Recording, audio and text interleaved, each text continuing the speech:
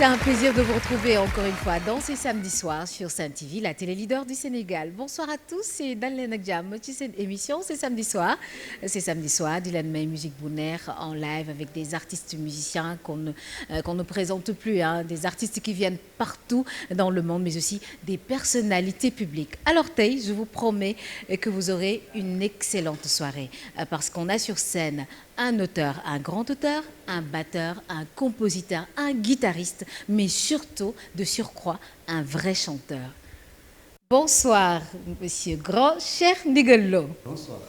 noo def. ñoo ngi sant yàlla. am mbégte kontaan lool dalal la ci plateau ci samedi soir et également ce groupe. merci beaucoup. Très bien. jërëjëf. Aïcha. kon aywa bismillah.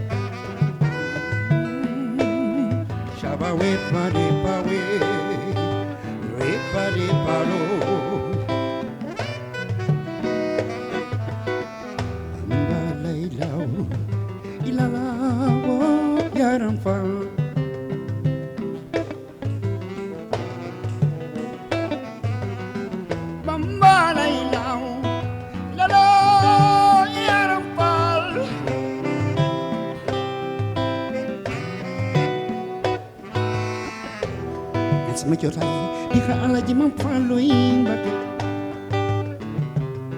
daanaka man mi duma fane léeg-léeg may dox ay am ci nataalam sama xoolee ci borom ndigal ñaay hoo mu mel ni daal am su fee jóge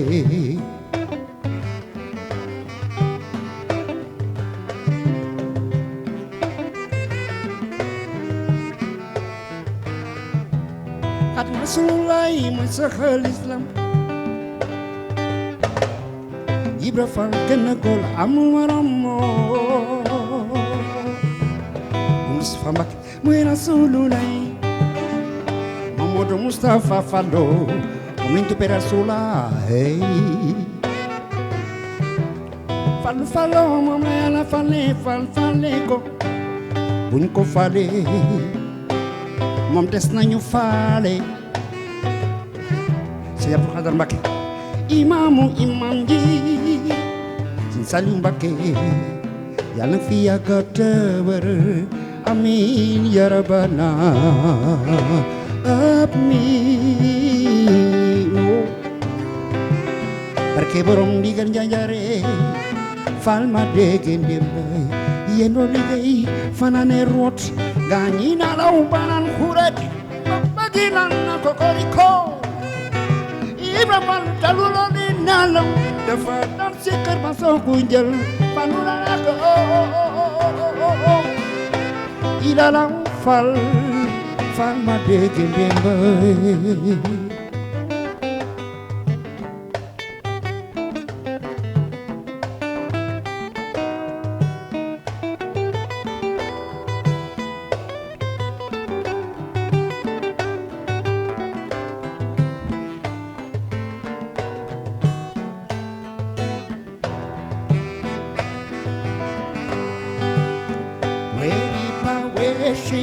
Paro, pepe paro, sip.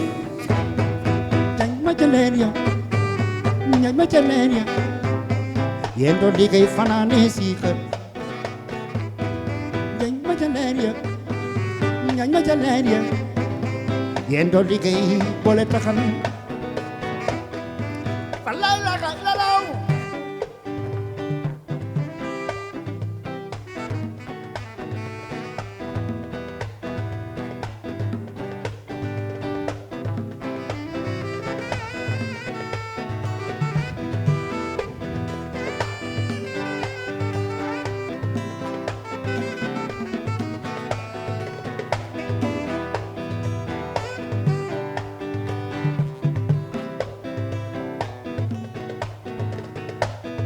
ngañ ma jaleria ngañ ma jaleria yendoo liggéey fanaane si kër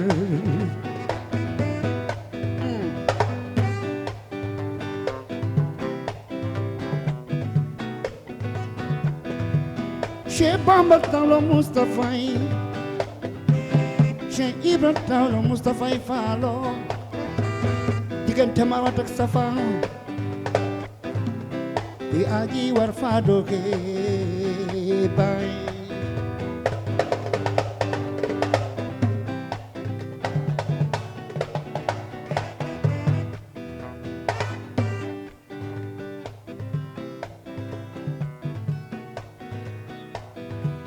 Cheikh Bamba am na Falilu Mbàkke Cheikh Ibra am na Falilu fa diggante Marwat ak Safa bi aji war fa doge bay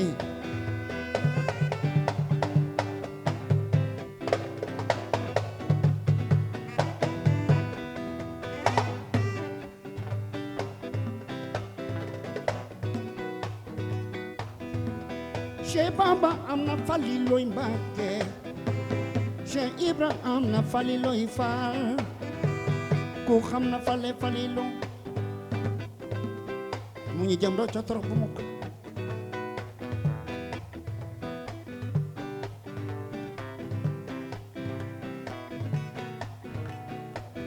ngañ ma jaleria ngañ ma jaleria yendoo liggéey fanaane si kër ngañ ma jaleria ngañ ma jaleria yendoo liggéey wala taxam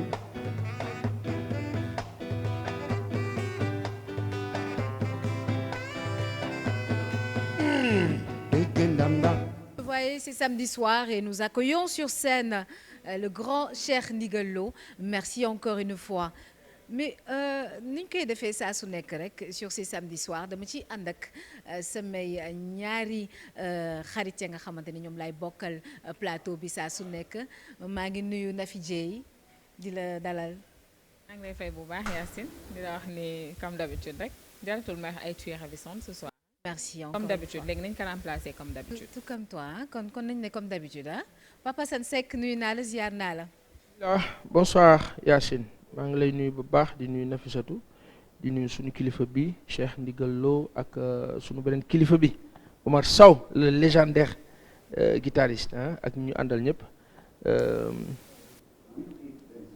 waaw ñu ngi leen di nuyu ñoom ñëpp. Adim Mbaye percussion. Voilà ak Khadim di wax yàlla na yàlla saxal jàmm Sénégal. Allahumma amin. Une personnalité publique qu'on ne présente plus, vraiment mu nekk une grande royale. Je veux là vraiment accueillir sur notre plateau Dante Ndella. Et vous êtes magnifiquement habillée, hein? Vos couleurs vous vont à ravir. maa ngi kontaan trop ñëw ci plateau ci samedi soir mu nekk une très bonne émission que je suis maintenant régulièrement. Voilà, bonsoir à tout le monde. Merci. Alors, nous allons poursuivre bien sûr en musique et en beauté. Sur scène ce soir, pour vous rappeler, c'est samedi soir, c'est avec Cheikh Ndigal Lo qui va quand même continuer à nous faire plaisir avec de la bonne musique acoustique. Pourquoi pas?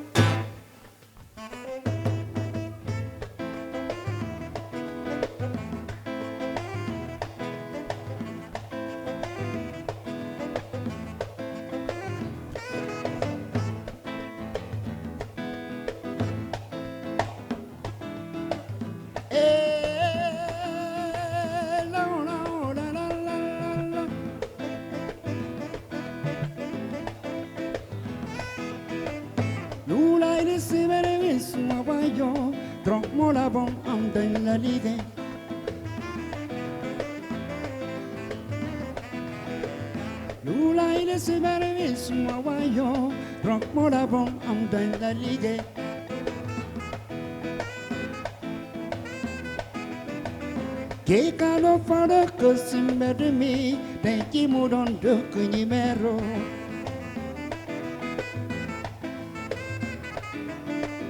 Kekadok pada kesimpan demi Tenjimu don dekin indol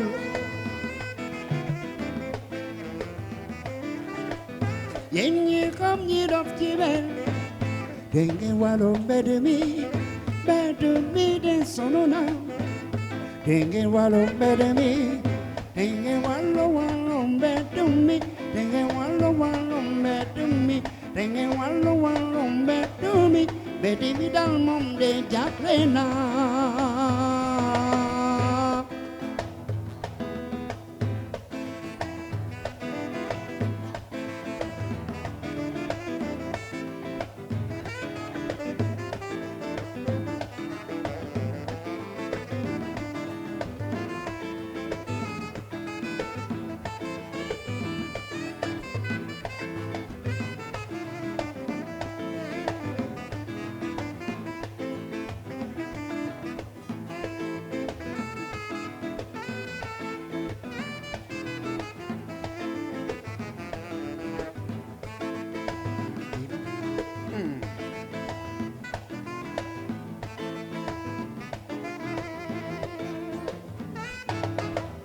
Yen ñi xam Canada fa Canada pool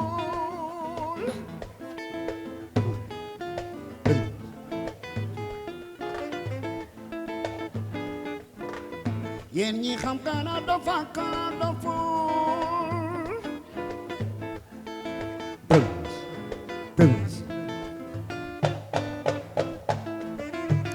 Wow.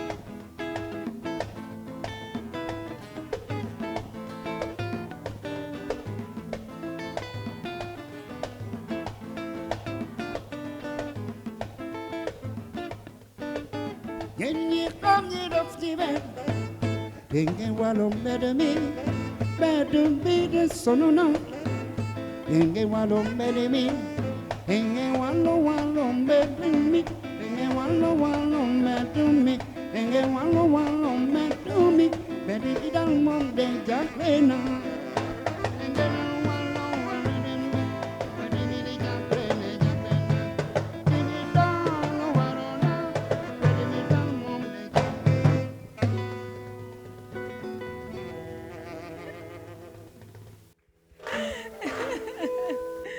mais grand Cheikh Ndigal xoolal guddal fan daal guddal fan ndax tey am naa lu rëy ku fi ñëw Papa Sène du fecc def naa lu ne pour mu fecc mu bañ ah ndee la ñëw rek nga daal dee jóg.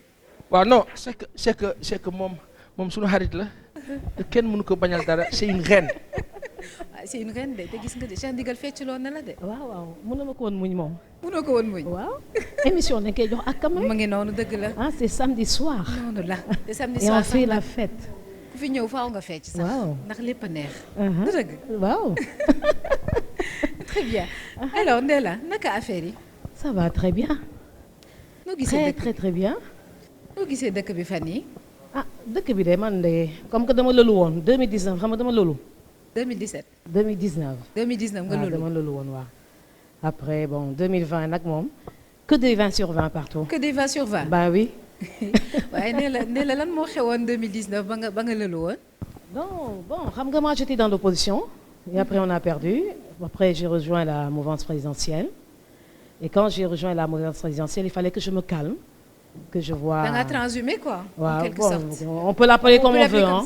On peut l'appeler comme on veut mais ici bon moi en tant que chef de parti Réconciliation nationale pour l'unité africaine donc j'ai rejoint Macky Sall donc immédiatement après sa victoire et puis après je me suis retirée. Ma lolo di reposer wu. Je suis très fatiguée ouais. C'est un luxe hein. Mais quand même, dès là, on a C'est un noté luxe, ces avoir derniers- le temps de se reposer au Sénégal. Mais oui, c'est important, c'est C'est très un luxe. important. Mais pour revenir tout simplement ci dëkk bu metti bi courant bi metti na location yi ndox bi ñuy jooy fan yi di couper di karaj loolu lu mu demee Métti na surtout nag trop. j'aimerais vraiment qu'on insiste là-dessus ñu waxtaan ci nga wax ma sa point de vue violence faites aux femmes yi ñuy remarqué fan yi Ouais. xale yi ñuy sàcc yi xale yi ñuy violé yi ah agression yu bëri yi Xam nga au Sénégal, donc on n'a pas bien surveillé les médias. Donc programme aux médias yi, donc les films d'horreur, yi nga xam dañuy banaliser rey. Donc ça bon, c'est pas pour lancer des pics à la RDV, mais ñoom ñoo njëkk a def les soirées de l'horreur. Donc ñu banaliser rendi, boutinit, etc. et tout. Les gens se sont habitués à ça. Ils se sont habitués à ça. Et après, il y a eu l'avènement des réseaux sociaux. Hein? Donc, léegi da ngay dugg YouTube, dugg ci application yi gis li nga bëgg a gis. Et après, c'est un choc pour les enfants. ah oui Un choc. On peut pas tout contrôler. Donc, su ko defee su nekkee mag yi nag ñu ne ah bon nii la ñuy rendee nit ah bon nii la ñuy reyee nit. Hein? Parce que bon, c'est devenu banal. Devenu banal dans les réseaux sociaux de voir ces horreurs. Et puis, accompagné de cette situation économique difficile au Sénégal. Donc, je suis de la mouvance, mais force est de constater qu'il y a des problèmes un peu partout et que le président de la République est là pour régler ces problèmes. Voilà. Et on doit l'accompagner pour régler ces problèmes. Voilà. Donc, dëkk bi dafa metti effectivement. Courant bi cher. Ndox bi xaw set noonu. Te également cher. Donc, ce qui fait que les salaires également, c'est pas tellement important au niveau du secteur privé et même de l'État. Eh ben, et puis, s'il n'y a pas une bonne éducation autour, surtout bonne éducation autour pour qu'il y ait des déviances, des yombes. C'est ce qu'on est en train d'assister maintenant. c'est vrai Donc, c'est les parents qui doivent ñoo war a gën a concentré wu si kër gi pour téye xale yi pour contrôler li ñuy laal li ñuy seetaan. dëgg la su ko defee après dina am répercussion positivement sur la vie de la société. tout à fait Ouais. alors grand Cheikh yow yaa fi njëkk a way li ñuy wax set te dëkk remarqué nañu ni que dëkk bi fi mu nekk nii ba tey des na quand même set gi ñuy wax des na ñu indi fi initiative au Cleaning Day ban regard nga ci am si tu veux même tu peux venir nous retrouver sur le plateau ñu waxtaan. Et bonsoir tout le monde. Et content nañu d'être parmi vous et avec tous mes collaborateurs, le guitariste qui est Omar Sow, Wilfried Zenzou au sax, Khadim Mbaye aux percussions. Vous disiez tout à l'heure que affaire u set. Donc maa ngi koy woy si je me souviens c'était en 1995. 92. 92. Non 95 laa ko génne parce que fa laa defee duo ak Youssou. Ok. C'était en 95, ça fait 25 ans maintenant. Alors sensibiliser nañ leen bu yàgg ci loolu. xëy na nit ñi ngi koy déglu léegi-léegi ñu def sa ay sensibilisation télé def ko appui sonore mais je crois que nit ñi ba léegi dinañ topp di wax rek. duñ jóg ci wax. Voilà mais nit ñi ñëw seen bopp dafa mel ni dañu comprendre parce que set moom waroo toog sax bañ la koy wax. kenn ku nekk sa environnement dafa war a set nit ki ci boppam dafa war a set chaque jour li ngay def boo yeewoo li ngay njëkk a def mooy sangu. kër gi bu ngoonee heure bi soxna yi ñi ngi génne mbalit mi di xaar oto mbalit mu yóbbu ko kenn soxlawul tilim sax sa kër war nga set ci sa xel set ci say àndandoo surtout. set ci lépp rek set dafa xóot dëgg la. yal na yàlla dimbale daal ñu gën a sax ci set. gis naa la léegi ngay joxe loxo de daa mel ni corona gi tiitalu la. li ma ciy dox di tiit ah fi mu nekk nii xam naa ne ñi ma fi dajal ñëpp ñi set lañu te yàlla dimbale na leen musal na leen ñoom ñëpp dëgg la te dañuy ñaan tamit nag yàlla musul ñi ci ndax du corona rek moo fi c'est pas la fin du monde ñun jamono yi bi ñu nekkee xale tout tànk ni fekke wuñu ko dégg nañu paa yi di wax ay peste jaar na fii amoon ay jamono yoo xam ne ay ngas yooyu yëpp dañu faj nañ ko léegi ay lèpre mooy gaana. waaw muy ngaana yooyu yëpp amoon na fii choléra jaar na fii gaa ngi koy faj sida jaar na fii gaa ngi koy faj chaque fois man nag dama xamul ndax nit ñi ñooy créer peut-être léeg-léeg yenn feebar wala yenn épidémie yi peut-être chaque décennie ñu andi benn affaire. Alors bu ñu paree nag dañuy trouver benn vaccin pour cause boobu. dëgg la.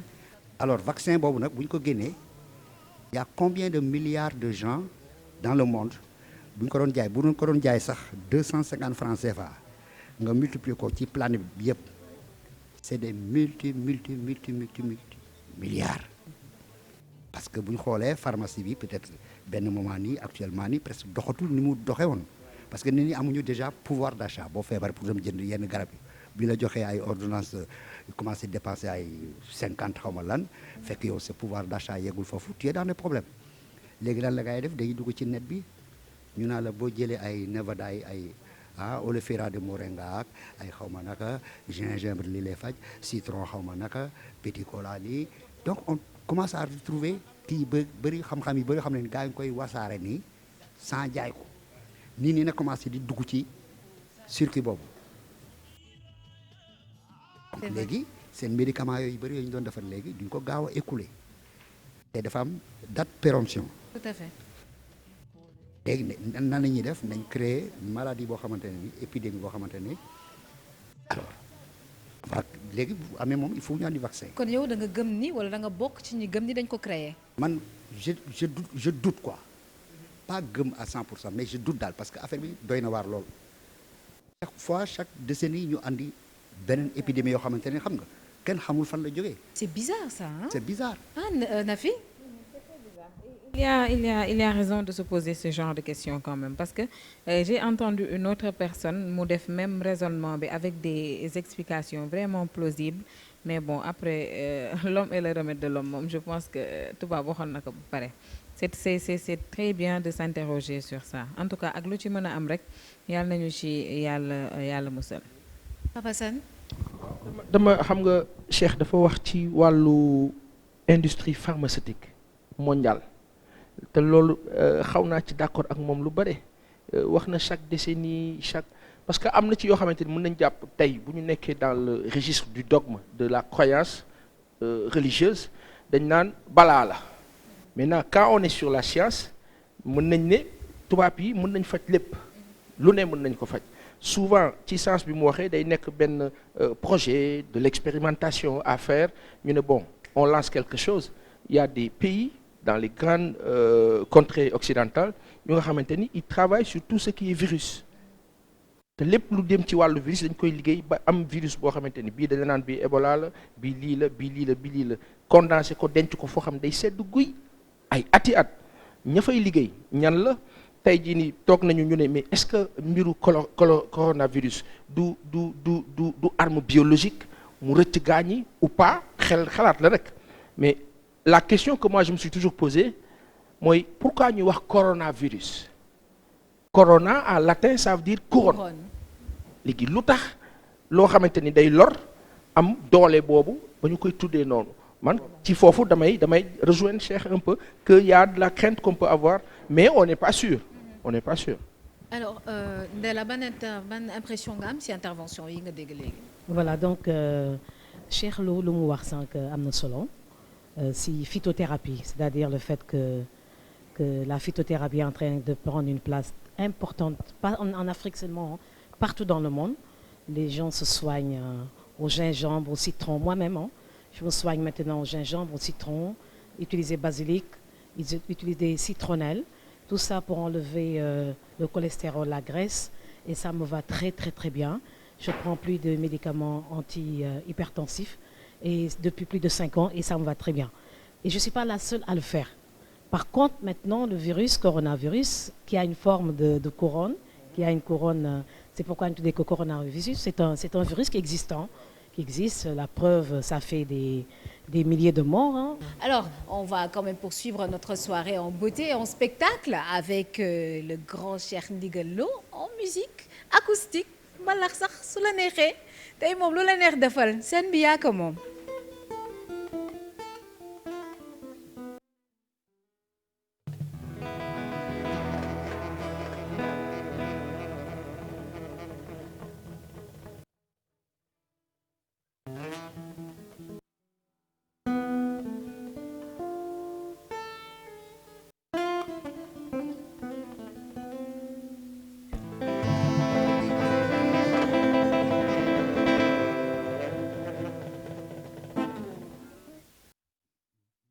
nekkee setol di waaja ji nga nekk setol di waaja jëmbat yaakaar de lay fese nga fàtte ne dal ne dogal du luy jaas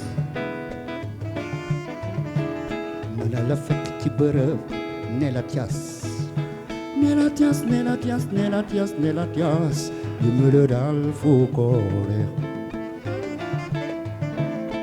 boo nekkee si biir Ndakaaru njaayu mba mu fekk lay yow Kawlax dangaan yaakaar de lay fese ba nga fàtte ne dal ne dogal du luy jaas mën na la fekk ci bërëb ne la tias ne la tias ne la tias ne la tias ne la tias yu mu la daal fu ko reex aduna toogul ne dëkk buy bawanda i coow li bëri bëri lu mu bëri sa leew ne ko ndix won jumale daal fu ko neex ngala way bu la ñono jàpp ba tanga jàkk loo na dooley façon naru góor alal bu ne gaañ dara du fi des ngala way bu la ñono jàpp ba tanga jàkk loo na dooley façon naru góor daru jongo may dara du fi des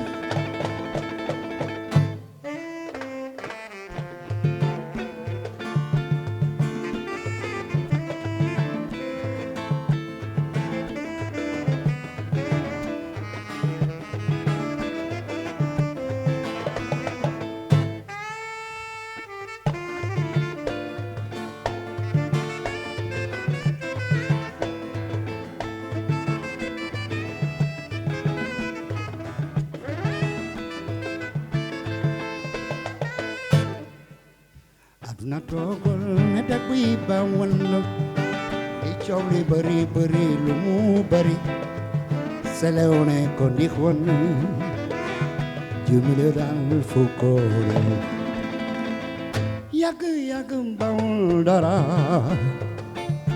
yàgg yàgg bawul dara yàgg yàgg bawul dara bawul dara bawul dara ne la tias ne la tias ne la tias ne la tias ne la tias ne la tias ne la tias ne la tias ne la tias ne la tias ne la tias ne la tias ne la tias ne la tias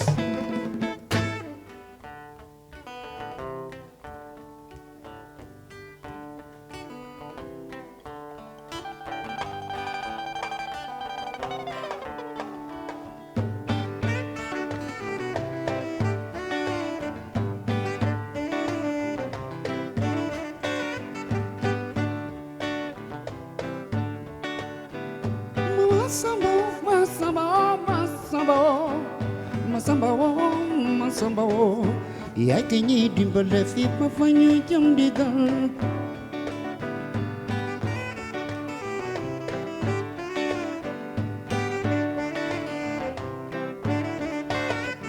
xam-xamu àdduna moo di ngay xam sa borom njëkk soo ko xam leneen waaw waaw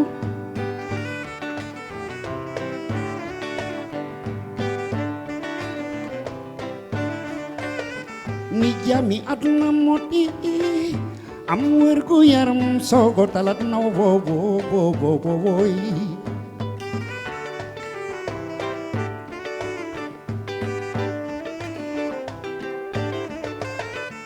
wetelu aduna moo di usuy da ngay jël sa soxna waaw biir moo lay wëttali ni laa ko gisee boy yow mi si sa xam-xamu àdduna ngay jàngale wi duniya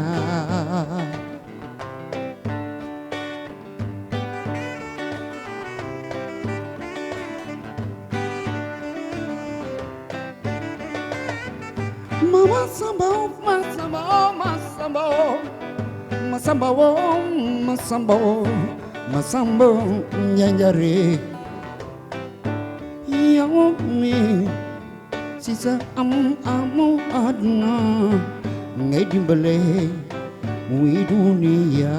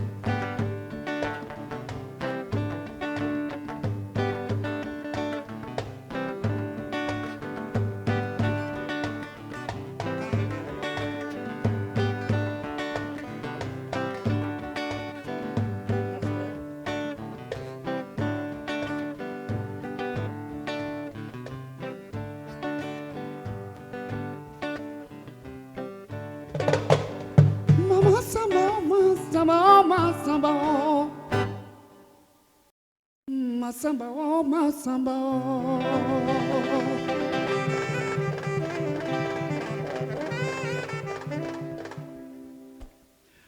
Masamba, oh.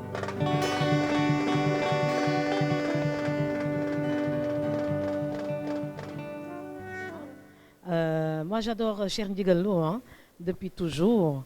Donc, vraiment, félicitations. Merci, je vois bien. que c'est toujours la même personne. Oui, il ne Voilà. change pas. Voilà. Mais grand, à ce rythme, on ira à d'autres chansons de. fi mu ne soirée bi du Cheikh de est-ce que duñu dem 8 sànq maa ngi naan 6 mais bu moytuwul 8 lañ jëm de yu neex yi nga fi def ah xoolal grand Omar Sow li muy xalam rek macha allah ah un grand guitariste. Ah ben oui. macha allah. mais grand gis naa la léegi nga woy fii Massamba qui était Massamba pour vous. Maam Masamba Ndiaye Samba ci mag ñi la woon dafa dund ak Serigne Touba. ci mag yi sëñ Touba yi. waaw dafa dund ak Serigne Touba toog ak moom di wax ak moom di jëfalante ak moom di toog ak Cheikh Ibra di ànd ak ñoom di bokk ak Sëñ Fallou benn kaasu café Touba man nag ci moom laa jokku ñu ngi koy noppee gis 2014 ñii ngi wax ay 150 ans xaw ma ñaata xam naa daal yàgg na fi maam daal lijjantiwuñu ay atam xam naa daal yàgg na fi macha allah te mag yàgg na ak yàlla dëgg la. maama ngoo ndeysaan gis naa ni moom ci confrérie Baye Fall yi nga bokk loolu moom leer na nañ de par ni ngay solo macha allah aussi de par tes textes mais lan lay signifier exactement confrérie bi pour yow. Baye Fall waaw Baye Fall philosophie Cheikh Ibra dafa ne lan mooy philosophie Baye Fall. waaw man bëgg naa nga ñëwaat ci travaille comme si tu devais jamais mourir maanaam saxal ci liggéey rek prie Dieu comme si tu devais mourir demain xam nga bu la leeroon na bu ñu la kappaloon ne suba fii ak suba ngay faatu dëgg la loo xam ci julli loo xam ci ñaan di nga ko def dëgg la wallaay dëgg la ndax ragal dee. mooy Mais, maanaam saxal ci liggéey tey jaamu yàlla y a 1001 façons de prier nag d'ici l'Orient y a 1001 façons aussi de s'asseoir kenn ku ci nekk ni nga toogee bokkul te ñëpp a toog. philosophie bi ban influence la am ci sa art. daf ñuy dimbale parce que ndigal la xam nga ndigal gaa yi bëri dañuy defe ne dañ koy confondre ak ñenn dañ naan ordre wala soumission c'est naan ndigal dafa mel lu strict non ndigal li muy tekki ci maanaam ñi jàng nasaraan mooy instruction. dëgg la. portable boo ko jëndoon léegi instruction yi la fa defal boo ko toppul boo branché mën naa yàqu. dëgg la Ndella kàddu gi am na solo de. li ma wax bu baax waaw donc instruction moom dafa nekk loo xam ne dafa am solo ku ko jëfee rek mooy ki am yar waaw ki am yar moom la ñuy instruire pour mu def benn affaire mu def ko te du si dekk baat ak jox nag gëdd fu mu jógee waaw donc la confrérie mouride d'une manière générale c'est une bonne confrérie. man mouride la ah murid nga. yow man maa moom rajo Touba International. da nga am murid sañse gi sax dafa murid. maa moom rajo Touba International maa njëkk a nekk patron de presse. bu installé wu à Touba. en 2001 si ndigalu Serigne Saliou Serigne Mourtada. waaw. ndeysaan macha allah loolu dara fay ko di. waaw moom maa koy talaat nii sax. maa ngi koy talaat nii fële waaw. macha allah waaw. mais yaa ngi doon waxtaan léegi lu am solo muy di éducation de base pour yow. muy plié wu lépp effectivement mais bëgg naa nga wax ma tamit situation actuelle les enfants de la rue. est-ce que nekkul une bombe à retardement. bon les enfants de la rue ñu ngi nekkee ci mbedd bi du dëgg du yoon. waaw man ça me révolte parce que xale yi. en étant maman.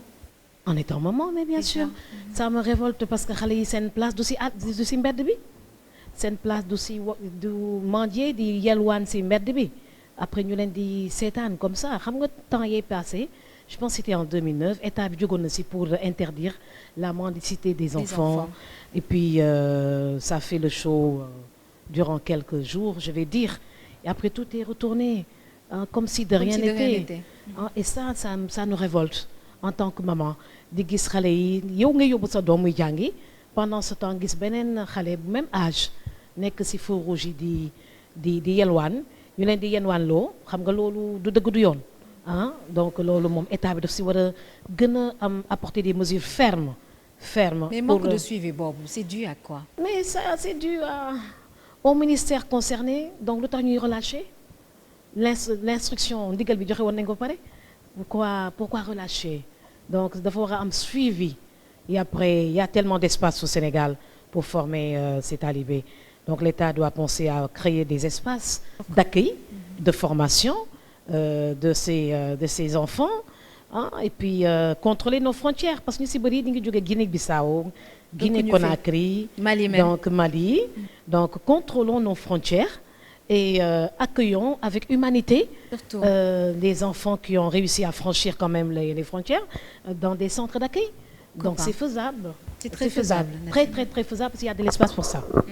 Au fait dama bëgg laaj Ndella peut-être est-ce que état bi moom rek bu ci desee cause xale yi dina changer parce qu'on se rappelle que Macky Sall bi muy doog a ñëw dafa jëloon ay mesures comme quoi que xale yi ne ci mbedd yi nañ toog soit ci buntu jumaa yi wala église yi lu leen waaye yéen fekk leen fa ñu bàyyi di errer mais néanmoins peu de temps lañ ci teg yëf yi recommencer waat est-ce que vraiment l'État a la solution pour ces enfants. L'État a la solution xam nga ñun les leaders que ce soit femme chef de parti président de la République.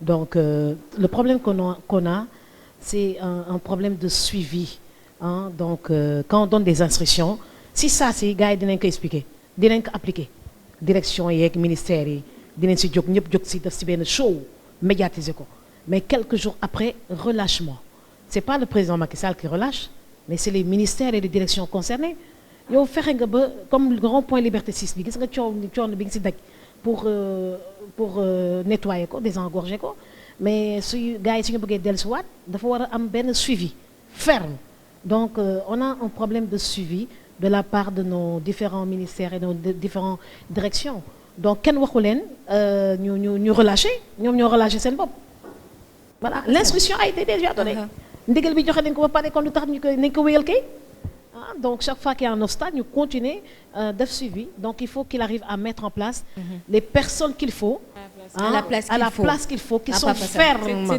qui sont fermes pour que suñu jëlee décision rek que xale dootul nekk ci mbedd bi rek ñu xam ne que c'est une décision qui a été prise et puis voilà dootul xale yi dootul ñëw da ngay rejoindre Ndeye rek oui parfaitement li mu wax kay mooy dëgg bu wér penk Sénégal nag dafa bëri ay loi yu ñuy jël sax dañuy jël loi voté ko ba ñëpp ne saye application ba jël ay at wala jël temps bu bëri ci loo xamante ni manque de suivi la wala décret président bi jël na décret bi waaw mais application bee des ñu ngi xaar président bi foofu nag comme elle dit moo war a encore appuyer ci levier bi pour que gars yi gën a mën a bàyyi xel question de suivi la rek même dans nos entreprises là fii et loolu si ñun la malheureusement dans nos entreprises dañuy joxe heure ñun ñëpp ñu nekk ci ku ne heure bi ñun ñëpp ñu d'accord tënku bu ñu xëyee suba duñu def heure bi daf ñuy dal ci production yi daf ñuy dal ci leneen te loolu la question mooy lu tax duñ on n'arrive pas à dire 10 heures on fait 10 heures pourquoi on n'arrive pas parce que chaîne la respecté wuñu waxtu daal waaw non au-delà de loolu chaîne bi xam nga ensemble la mbooloo la léegi mbooloo bi day am kenn ñeneen ñi topp ci léegi day am koo xam dafa war a topp day taxaw am benn retard mu yàq chaîne bi yëpp absolument loolu mooy suñu problème oui. mais grand cher ñi ngi wax léegi nii ci affaire problème mu xale yi nga xamante ni ñu ngi ci mbedd bi di yalwaan ak ñoom seen bu ci demee noonu daal mais Ndella moom nee na état bi am na ci wàll waaye jur yi est-ce que amuñu ci ñoom it responsabilité. waajur yi ñoo njëkk a war a am responsabilité balaa ñuy tudd état ndax boo juree sa doom danga koy taxaw toppatoo ko téye ko. waaye ñenn ñi ci bëri nag je crois que dañuy daw responsabilité njaboot bëgg lu yomb jël say doom dem sànni ko te xamoo ci lu mu ne muy taxaw ci feuille def tànk neen yore potu tamaate risque yu ne woon lañ ci mën fekk ba pare ñenn ñi nag dafa am somme boo xam ne moom la ñuy collecter par jour am na seen ustaas bi dafa da leen koy digal léegi moom bu amul loolu le temps muy ñibbi day nekk ci stress day mel ni ku nekk diggante Saf ak Marwa. la preuve ñaata xale lañ fi dóor ndeysaan ba ñuy bëgg a dee ndax loolu. waaw maanaam dañu war a jóg état bi nag côté moom li mu war a def dafa war a am comme gis nga comme ni fii dafa war a am sax ay asile. pourquoi pas. asile dof fu ñu demee ba def asile dof kon kay war nañ def ay asile foo xamante ne dañuy récupérer xale yi dugal leen foo xamante ne ni kooku. état bi mooy créer budget boobu am na ko mën na ko dugal xale yooyu bërëb leen di jàngal ay métiers de différents corps de métier même en prison boo yàggaay yenn boo ay for bi xaw ma xale yu ndaw yooyu mais day fay jàngale métier mais ñi nga xamante ne demuñu foofu mën nañu am place fu ñu leen dugal leen di jàngal ay formation diverses formations defe naa ni solution boobu moo la ci mën a gën bu ko defee ils seront occupés mais dootuñu am temps dam taxaw ci mbedd bi di tàllal loxo xam nga loolu dafa nekk ci ñun africain dama yàlla baal am na benn écrivain bu ma sa wax ne l'Africain est un mendiant assis sur une mine d'or en train de tendre la main. L'Africain est un mendiant assis sur une mine d'or en train de tendre la main. kañ lañ ciy jóg. dafa grave c'est une mine d'or. toute l'Afrique est une mine d'or.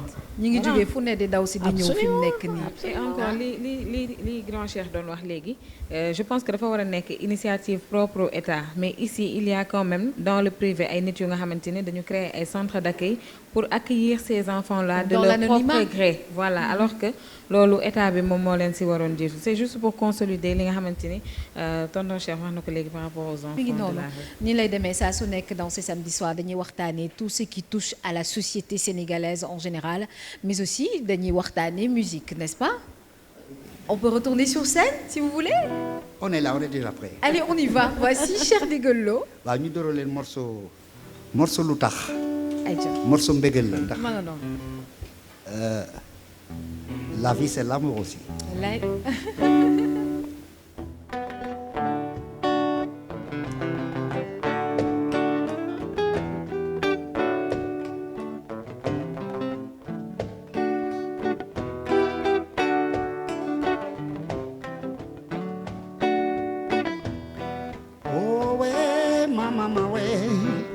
waaw waaw waaw xaw ma lu tax ma miir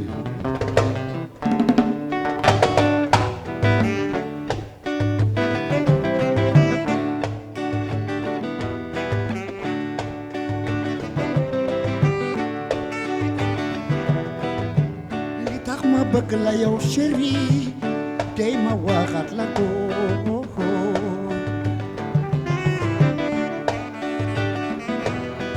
li ma tax a dof ci yow billaay tey ma waxaat la ko chéri koko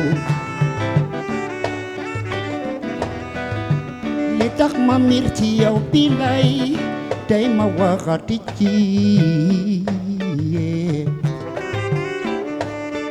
li ko waral mooy danga boof ci sama xel dëkk ci sama xol bi li ko waral mooy danga boof ci sama xel dëkk ci sama xol bi oh oh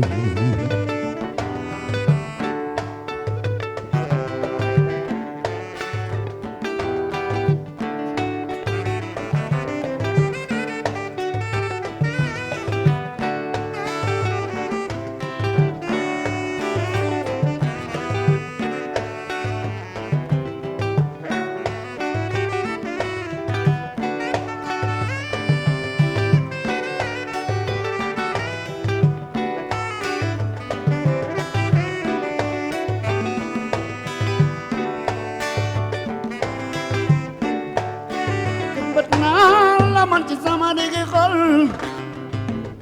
di la suukar ci sama xel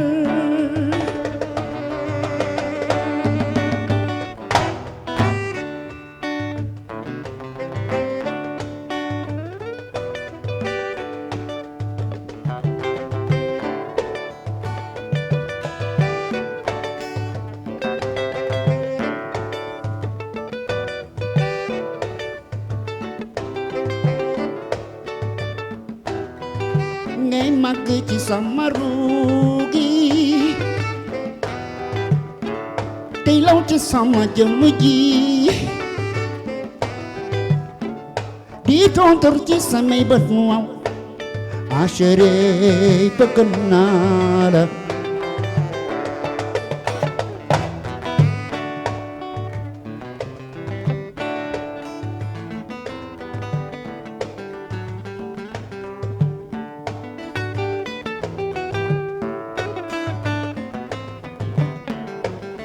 Bama woyofale ma nga sagane ma dina tiis ci man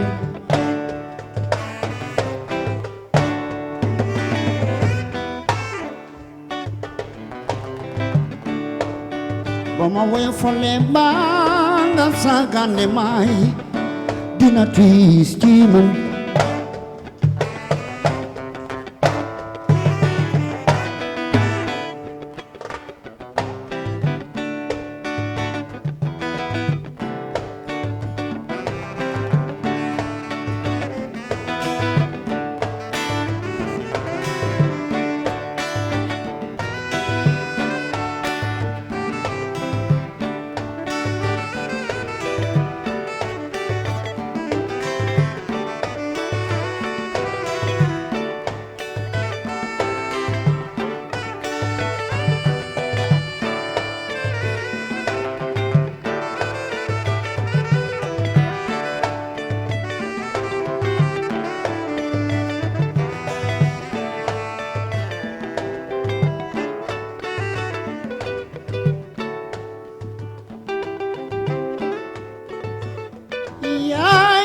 garab gi sax ci sama diggi bopp ci sekke par lay fexloo chéri koko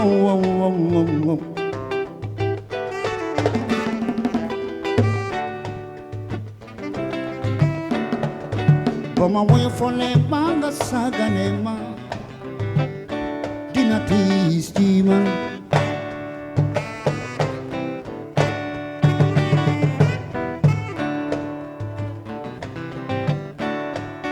Bama woy fone banga sagane mai dina diis ci man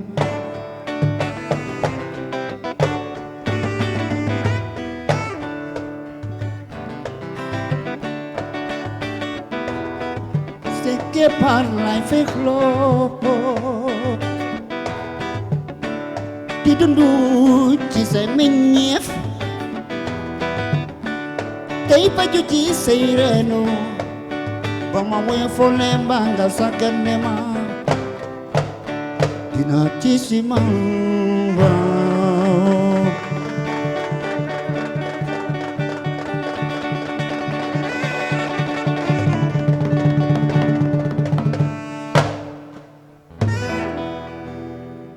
attachez vos ceintures car dans quelques instants je dis bien l'avion Taxi Brousse va vers la destination de Kébémer jàll ci Mboy mi ndigal au village. daal di teeri c'est samedi soir. waaw sur scène. aujourd'hui nag c'est samedi soir tout le monde aime le samedi soir ah doxal ñëw dem ndigal ah.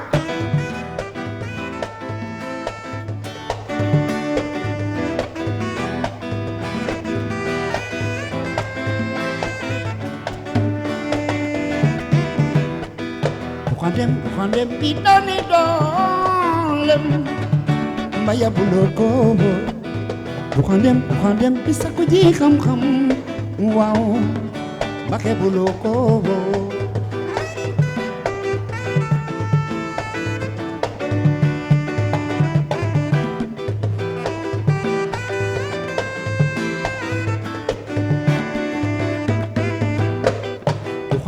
kandem bidani dolem mbaya buloko kandem bitu branke si serew anayere mako sawaji sama ne dimbal te yàlla ta sama mag ji sama nul bay mu nam te bañ ni di ngat bur yàlla oo nelaw tëgg mën tubul di ko sabagan mor sa muñ mu te ko ci yoon ba mu dul juumooy aliye dimbal ak yërmande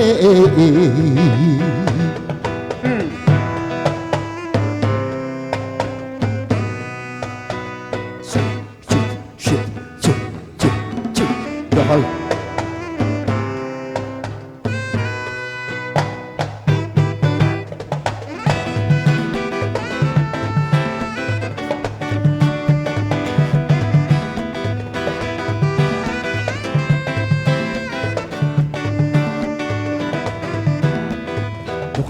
kandem bidani dolem mbaya buloko boy kandem bisa ko ji xam-xam waaw mbake buloko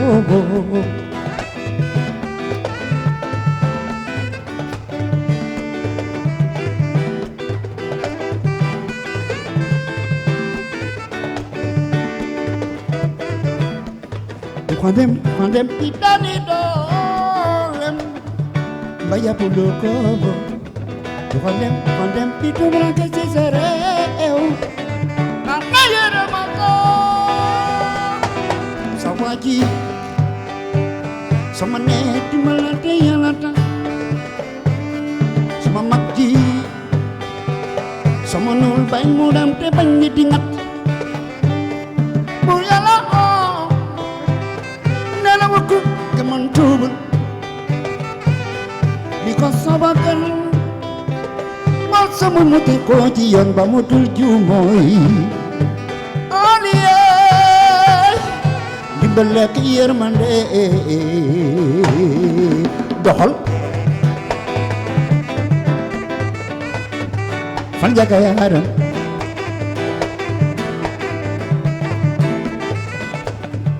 fan jaga yaaram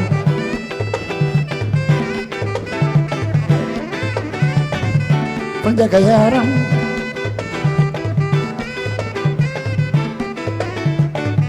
fan jaga yaaram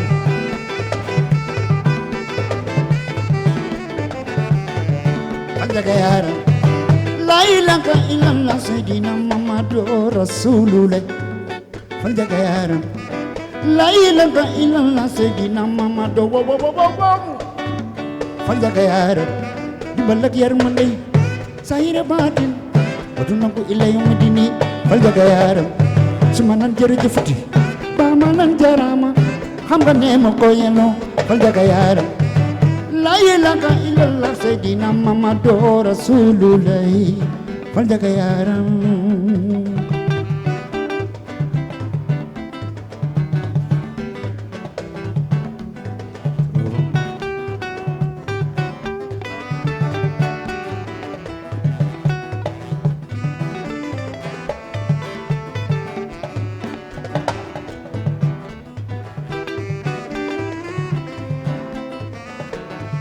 Faljaga yaram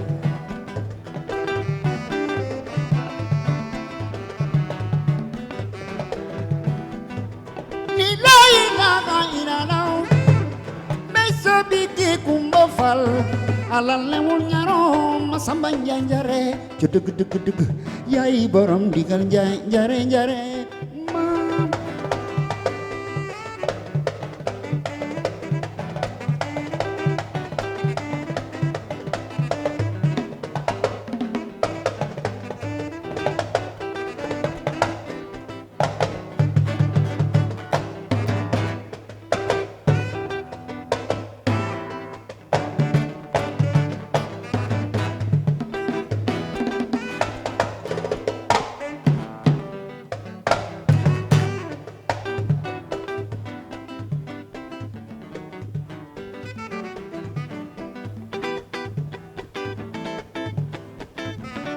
me sabige kumba faloi me sabige kumba Faljaga Faljaga yaram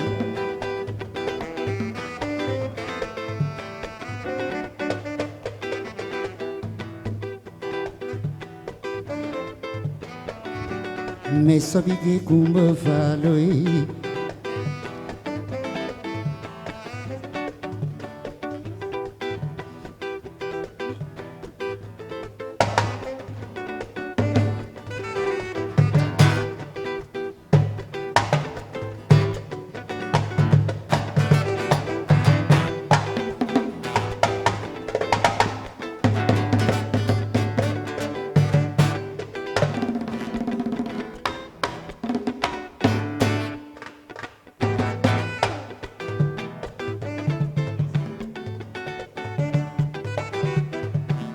ni jalak jalak fo ñu jalak jëme Faljaga yaram ni jalak jalak fo ñu jalak jëme yow ni jalak jalak fo ñu jalak jëme Faljaga yaram ni jalak Faljaga yaram xanaa tuuba digal xanaa tuuba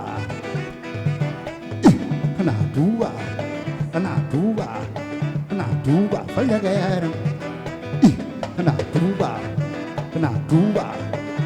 tuuba Faljaga yaram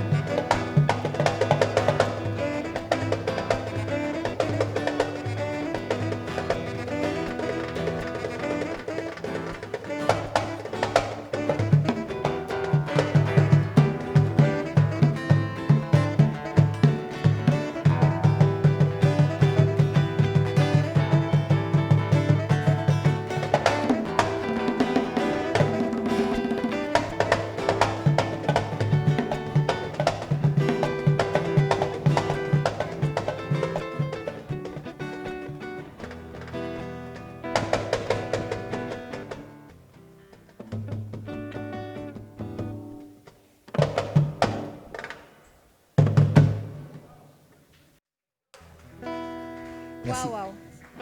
Voilà, juste pour rappeler que c'est samedi soir, c'est sur Sen TV te nii lay demee saa su nekk dañ fi invité ay artistes yu mën a way lool waaye it ay personnalité publique aussi mel ni Ndella Madior macha allah def sañ se bu mérité waaye ah na fi. waaw macha allah man moom damay xool ci Ndella lu bëree bëri. waaw ay conseils am daal maa ngi koy gis te maa ngi koy appliqué. waaw moom xam na fi may waxee. Tu me disais tantôt que tu as une question pour Grand Cheikh waaw parce que dama seetlu ni li muy génnee album bëriwul. J'aimerais bien savoir comment il fait vraiment pour continuer à tenir tout en sachant que album yi de plus en plus dafay rare de son côté. Non, y a Tout pas de en sachant secret. que ce dernier album c'était en 2015. 2015. Avec Balballo, n'est-ce pas? Oui. Et je crois si tout va bien peut-être bu ci Yàlla àndee ça pourrait se faire cette année-ci. Inch'Allah. Maximum 5 ans 4 ans 5 ans lay def chaque fois. moom ngay def intervalle. Voilà. Super. Alors ku la bëgg a déglu comme man ak Ndella moom fecc na fii yëpp loolu ñëpp gis nañ ko. fan lañ lay fekk. Pourtant nag. suñ la bëggee déglu en live. on joue beaucoup ci semaine yëpp presque week-end yëpp presque ci place yu ndaw yi bëri fi nekk ay genre restaurant baax mel ni ay l'endroit ay fan l'endroit. l'endroit ak fan. on fait là-bas chaque samedi chaque premier samedi du fin du mois. Alors le restaurant l'endroit chaque premier samedi fin du mois. Voilà et même une fois par mois aussi à Mère à table.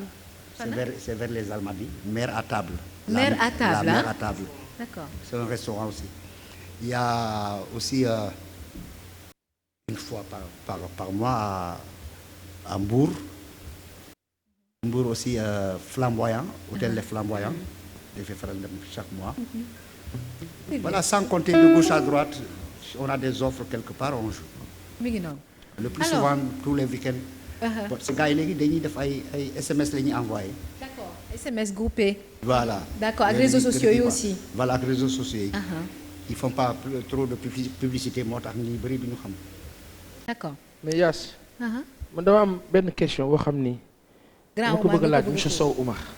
waaw xamoon naa ne fa nga jëm. xamul tax Sénégal yi ñuy seetaan ñu bëri xam nañ ko nii mais dafa bokk ci ñi nga xamante ni dañoo def ci musique sénégalaise lu bare. te baax na génération bi mujj xam moom mooy kan moi je l'appelle une des légendes de la musique sénégalaise vraiment koo xam ne ku ñu ràññee la monsieur Sow Oumar di ko nuyu bu baax di ko wax ne que tey Sénégal mu ngi dund benn ère boo xamante ni dañuy dénoncer cette médiocrité là ci musique bi jamono bi ban avis nga ci am yow mi nga xamante ni instruction bi ñu doon wax sànq jaar nga ci nekk ku ñu yar macha allah mag bu ñu yar nekk aussi ku instruit te loolu dafa am solo ci musique donc ma koy laaj xalaatam ci loolu. alors maa leen di nuyu ci émission bi je suis très content Cheikh Lo moom on a passé beaucoup de moments ensemble sa première cassette Doxandem on l'a fait je l'ai fait avec lui et depuis boobu waaw boobu yàgg na xam nga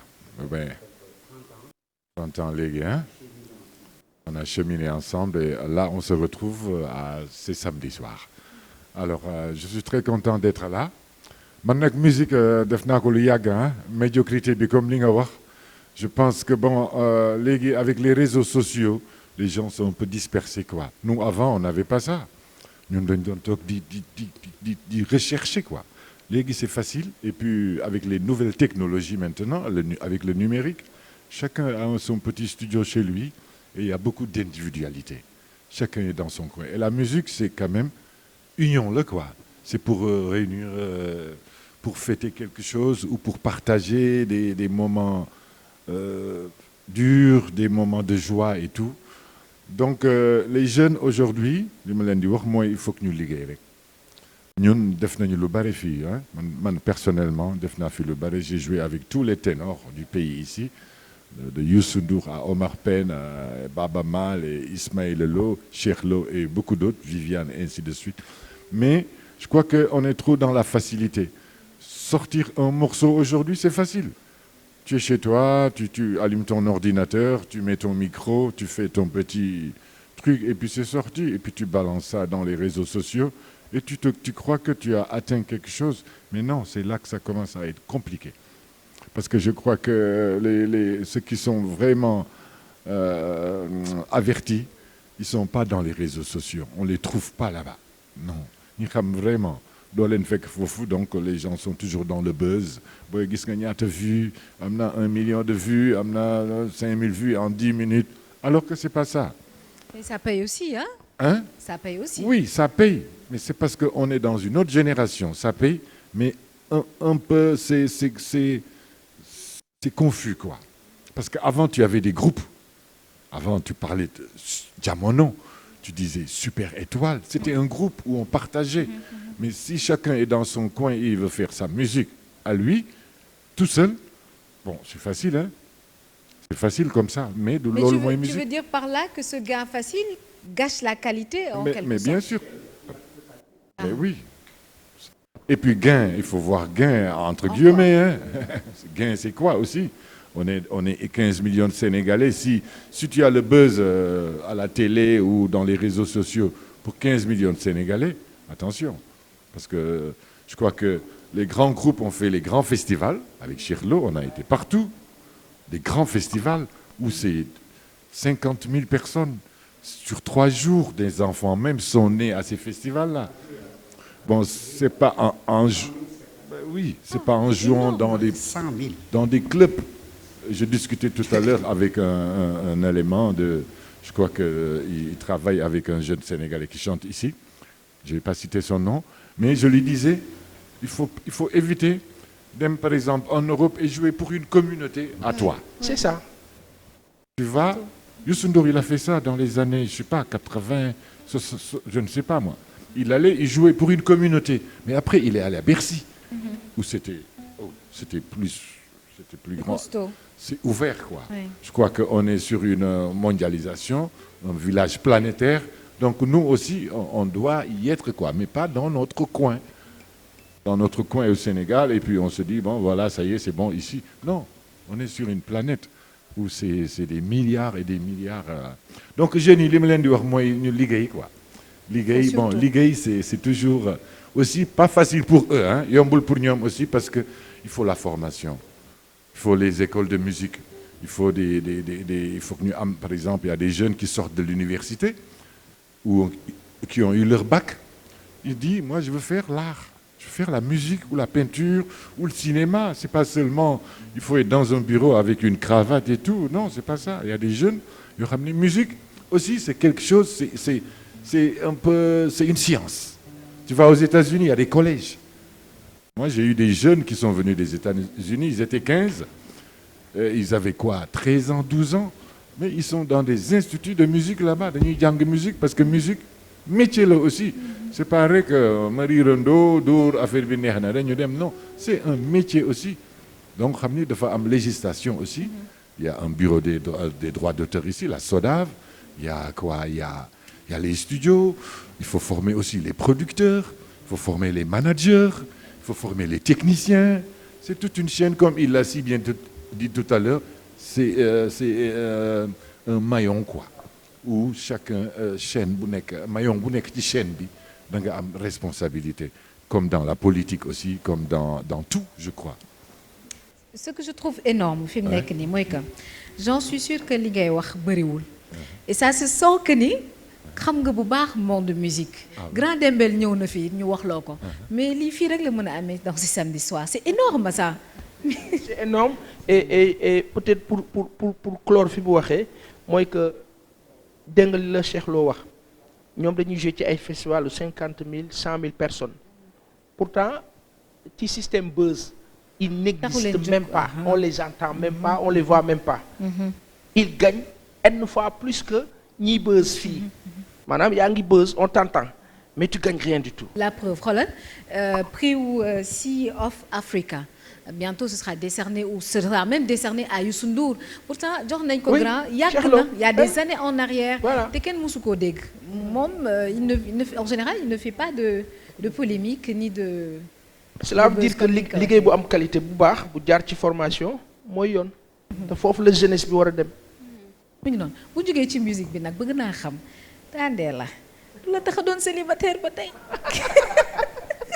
bëgg naa sànni tamit sama loxo sama kàddu si lu mu wax la musique c'est une science gis nga bu mu tegee sànq musique bi ñun ñëpp ñu ngi fecc set mu dundal suñu xol et ça nous fait plaisir, ça nous équilibre, ça nous distrait. Donc la musicothérapie di nekk benn stade boo xam ne xale yi ñu feebar dañ tegal musique pour ñu yeewu pour ñu xappi donc j'ai énormément de respect aux musiciens aux percussionnistes, guitaristes, saxo. Donc c'est un ensemble, une science. Donc bi ñu xeeb musique. C'est une science, hein, comme la médecine, hein, comme il a dit, la politique et tout. Hein. Donc l'État doit apporter beaucoup de subventions, beaucoup de subventions aux artistes pour les accompagner, parce qu'ils sont tout seuls. Hein, donc ñu leen di jàppale bëriwuñu ñu ngi ñafe ci club yi hein, donc et c'est tout. À part les grands concerts et c'est pas à la portée de tout le monde. Voilà. Donc il y a tellement d'artistes actuellement qui effectivement jouent en solitaire dans YouTube, Instagram, Facebook pour se faire connaître et après bu jógee foofu nekk buzz léegi foofu la ñuy tànkee nag ñu doog a nag dem nag perfectionné wu si dans les grands orchestres. Donc vraiment merci pour tout ce que vous faites. Merci moom tamit yëngal na ma sànq. ndeysaan une petite complicité de regard. su tëggee rek mu xool ko. waaw kooku grand Khadim mën lu muy def macha allah. voilà nu mu def mën na ko torop. et puis voilà quoi. léegi na nga ne lan. waaw changé na wala changé na comme léegi lan. léegi nga ne lan. da nga ñëw pour tooñ ma quoi. non célibat bi. su jotee rek ñu dóor ko mu daanu. waaw si fan yu néew sa d'ailleurs. incha allah sànq Papa Sande bi ngeen di fecc sànq mi ngi ma naan Yacine ndax Macky du ma dóor. oh mais non Macky c'est pour Marème. mais dafa am loolu foo xool. il y a un autre ça va faire le buzz. dégg ngeen de ça va faire le buzz. dégg ngeen de. kan lay doon. non il y a un autre et ça va faire le buzz. waa léegi déjà kon on peut dire que personnalité publique la comme yow. absolument. l'âge la dara du fay loolu. voilà. mais est-ce que Ndella nee na du ñu wax kan la de. mën nañu jox pourtant mën nañu garder secret boobu de. non garder pas de secret. mën nañu jox bu ñu waxul tuutam nañu jox jour ak heure. pas d'indice. pas d'indice. Pas de commentaire. jour nag. man de xam naa ko. yow xam nga pas d'indice pas de commentaire et puis est-ce que voilà quoi. non xam naa ko moom xam na ne xam naa ko. nu ngi laa nuyu ba baax.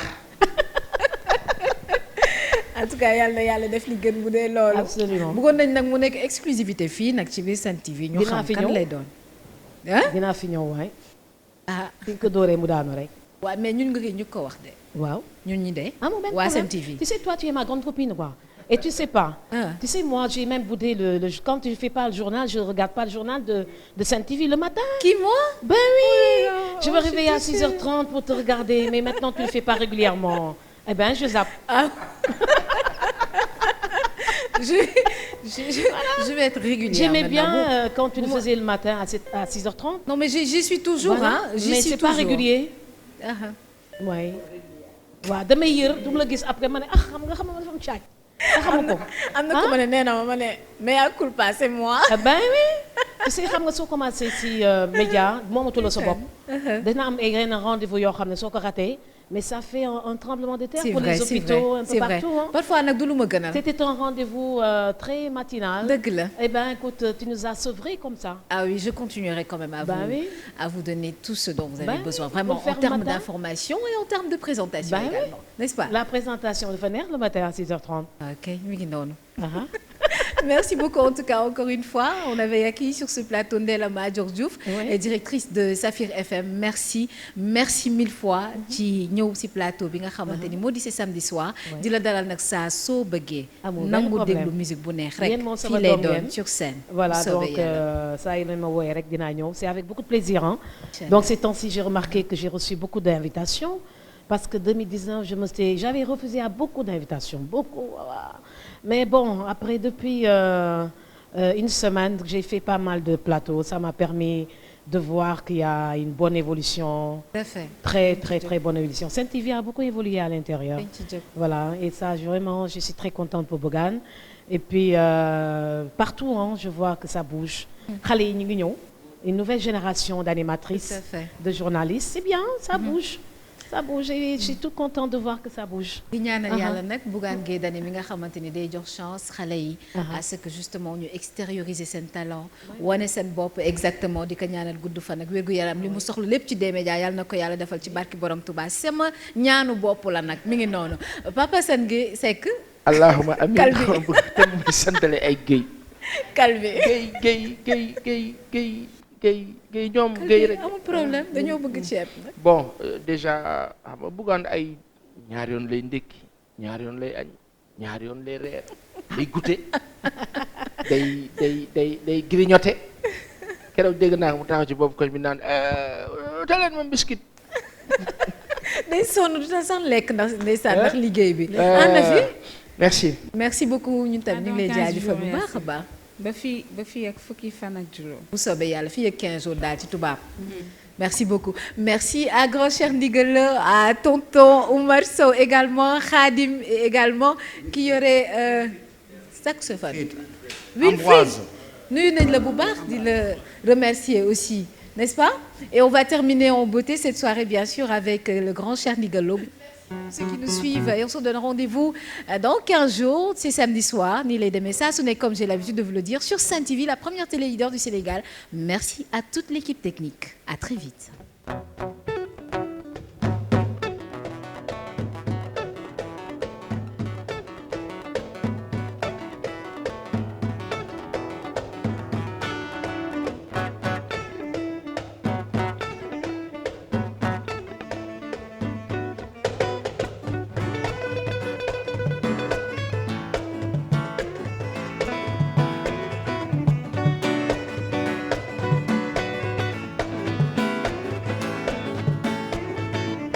suñu góor gi demoon géej ànd ak Samba Laobé Njaay moo wóor moo ka wóor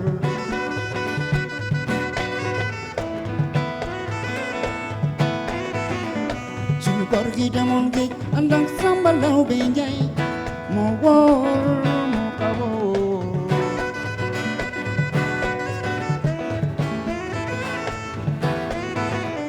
Samba wóobari jooy Samba wóobari jooy Samba wóobari jooy Samba wóobari jooy maam borom Tuuba nan ko ci Samba Laobé Njaay Samba wax ma li ngay jooy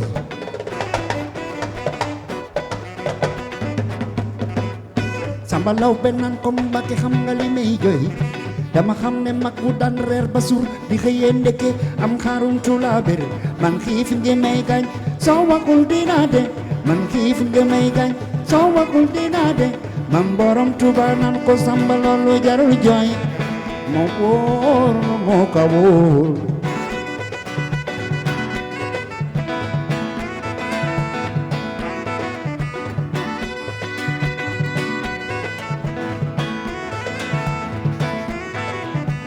gayi Badar yi dar ko muy bandaalo gayi Badar yi dar ko muy bandaalo leeram yi jolli na ba Ndakaaru Bamba ne woon Ibra Fall ne raw na leen man keroog ca bés ba lay lijjanti Murtala Fall waaye Asan Fall Murtala bi nga rootee ba seen bagan fees waaw walay ki nga àndal ba seen lekkat fees Tuubaa këru Falilu Galas kuli lu baax nga ñëw ñu may ñu taatam Alaji Fallu Magum Basiiru Alaji Fallu Magum Basiiru siyaare na la Magum Alaji Fallu Magum Basiiru Alaji Fallu Magum Basiiru siyaare na la Magum Basiiru doxal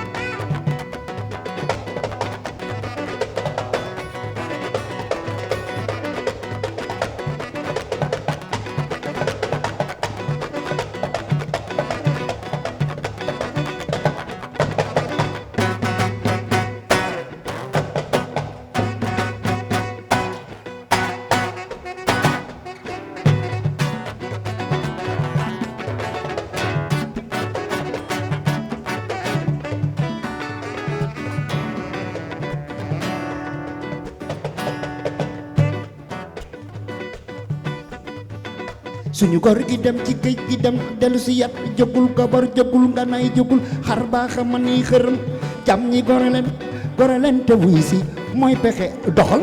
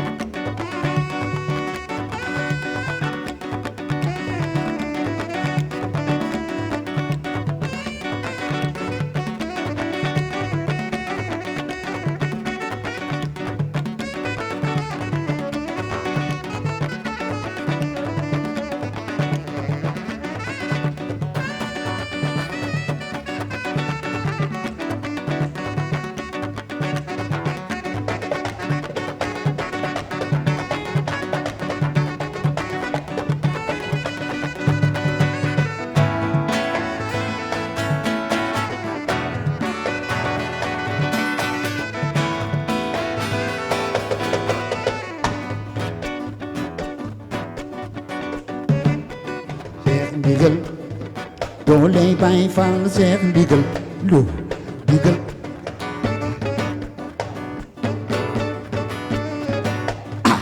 ndigal Seex ndigal dooley Baay Faal Seex ndigal lu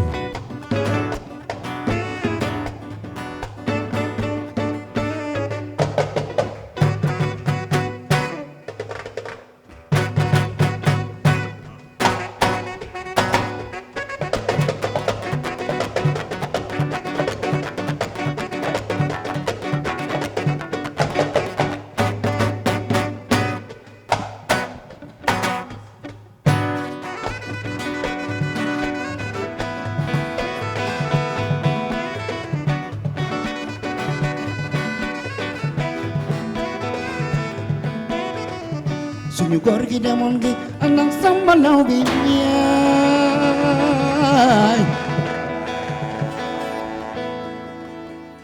moo wóor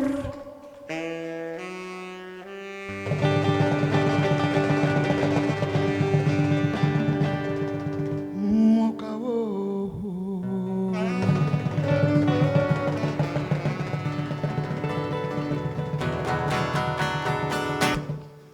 soo waxul dina teel